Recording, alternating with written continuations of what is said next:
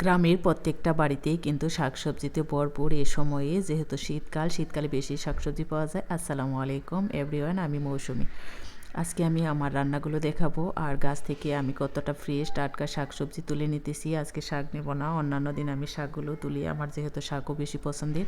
আর আজকে আমি এই সিমগুলো জাংলা থেকে তুলে নিতেছি, যেহেতু দুইটা জাংলা এখানে আছে। আর এক একটা জাংলায় থেকে আমি খুঁজে খুঁজে বের করে নিতেছি, যে বাড়তি যে সিমগুলো ভিতরে বিচিগুলো বড় বড়, ওই সিমগুলোই আমি নিতেছি। আর রান্না করব বলে ভেবেছিলাম, সকালবেলায় বলেছি যে আমি রান্না করব, আর রান্নার জন্যে আমি নেব সিম। আর সিমগুলো হবে রান্না হবে নিরামিষ। আর নিজেই বলা সেই কাজ, চলে আসলাম রান্নার জন্য সিমগুলো তুলে নিতেছি। তুলে নেওয়া শেষ করে কাটাকাটি করব, রান্না করব। এতটুকু সময় আমার পাশে থাকবেন এবং ভিডিওটা দেখবেন, তাহলে আশা করি ভালো লাগবে। ভিডিওটা দেখে লাইক এবং সাবস্ক্রাইব করবেন, পাশে থাকবেন। এই তো আমি দুটো জাংলাতে ঘুরে ঘুরে দেখতেছি, আর গাছে কিছু ঢেঁড়স আছে। আর এই ঢেঁড়সগুলো আমি গত কয়েকদিন আগে তুলে নিয়েছিলাম, 2-3 দিন হয়। আর এর মধ্যে তুলে নেইনি, আর এখন আসছি, যেহেতু গাছ থেকে পেলে আমি তুলে নেব। দেখলাম তেমন কোনো ঢেঁড়স আজকে গাছে নেই, যেহেতু যে কয়েকটা পেয়েছি আমি ভর্তা করব, যেহেতু ভর্তাটা বেশ ভালো লাগে ঢেঁড়সের, আর ভর্তার জন্য আমি তুলে নিলাম।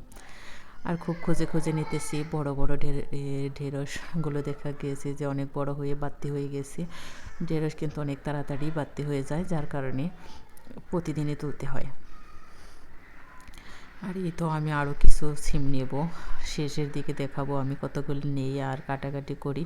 সব কিছুই থাকছে আমার এই ভিডিওতে। আর আমার নিরামিষটা বেশ ভালো লাগে, রসুন আর যে পেঁয়াজটা দিয়ে শেষের দিকে বাগারটা দিলে এতটা গ্রান বের হয়, সাথে কালো জিরা বা জিরা এগুলো থাকলে অনেক বেশি ভালো লাগে নিরামিষ রান্নাটা। এই তো আমার কাছে কিন্তু অনেক সিম এসেছে মাশাল্লাহ, দুইটা জাংলাতেই সিমে ভরপুর। আর এই সিজনে কিন্তু সিমই বেশি প্রচলিত গ্রাম অঞ্চলে, দেখা যায় যে প্রত্যেকটা বাড়িতে বেশ সিম আছে। আর আমি মিষ্টি রোদে বসে সিমগুলো কাটাকাটি করতেছি। এ তো আমি কিন্তু ঝুড়িতে অনেকগুলো সিম নিয়ে এসেছি, আর এই সিমগুলো এখন কাটতেছি। আর আপনাদের ভাইয়া পাশে বসেছিল, দুজনেই রোদের মধ্যে বসে কথা বলছি আর কাজ করতেছি। কাজের পাশাপাশি দেখা যায় অনেক সময় অনেকে আসলে কথা বললে, পাশে বসে থাকলে কথা বললে কিন্তু অনেক বেশি ভালো লাগে।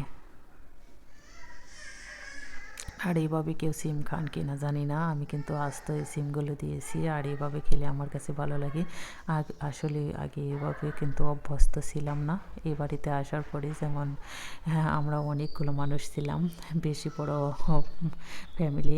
আর ফ্যামিলিতে কিন্তু রান্না বান্নাও বেশি হতো, যার কারণে যে শাকসবজিগুলো কাটা হতো একটু বড় বড় সাইজে।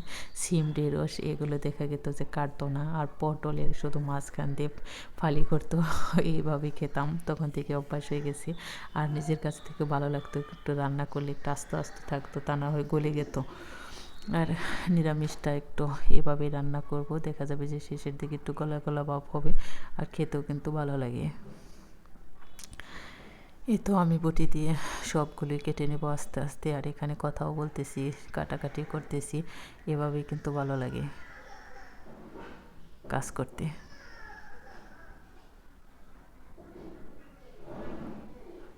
আর অবশ্যই জানাবেন কে কে আমার মতো আছেন যে এভাবে শিম খেতে পছন্দ করেন।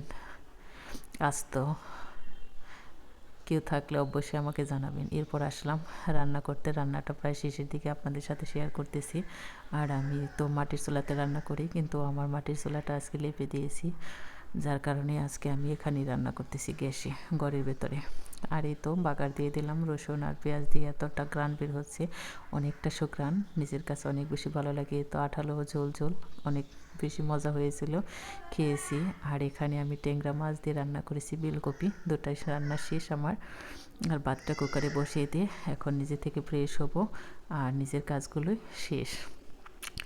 এই তো দুটো সবজি কিন্তু অনেক মজাদার ছিল, খেয়ে খুব ভালো লেগেছে। আর আপনারা আমার পাশে থাকবেন, অবশ্যই ফুল ভিডিওটা দেখবেন, দেখে তারপর সাবস্ক্রাইব করবেন, লাইক দেবেন। অবশ্যই ডেইলি দিন ভিডিও আসে, আর ভিডিওগুলো দেখার চেষ্টা করবেন আপনারা। সবাই খুব বেশি ভালো থাকবেন।